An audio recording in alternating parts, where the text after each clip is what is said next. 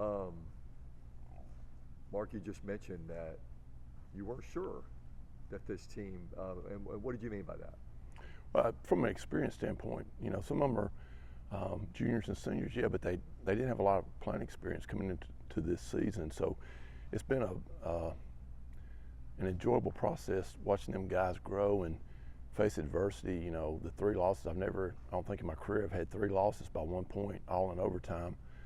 And you look back and you see how God did this thing. It was just all a part of a journey of those guys learning to persevere and endure. I'm sure it's for later life. It's not for football experience, but that's the great thing about football is they learn some valuable lessons, and we've worked our way through a tough playoff schedule, and tomorrow night we get to go play and look forward to going and playing. Mark, some would call it your best coaching job.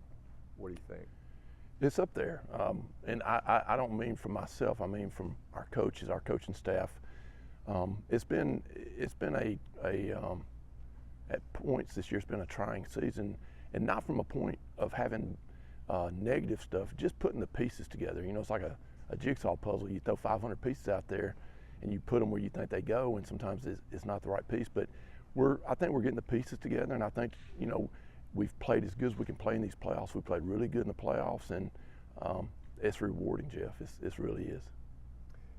Mark, how important is it to you to get this trophy back here at Thompson? It's important. I'd be telling you a lie if it wasn't. I told our kids it just seems like it belongs here, and it got taken away last year from us by a good football team. You look back on losses, and it's like Coach Saban used to say, you want to learn from a failure, and I think we learned a lot of things. I think we had won so many in a row that I think the kids were misled on believing that we got a magic pill you throw out there and we're always going to find a way to win. But the game was close last year, and they found out, we're not going to always be guaranteed to win those close games. And so I think we've built on that. I think we had a great off season. I think tomorrow night we'll, bring everything to pass that the kids have worked for, and we don't hide from the fact we want to be in this game and we want to go win it. Trent calls you a second dad. How would you describe your relationship with him? Well, he is a special young man, and I'm proud for him to say that.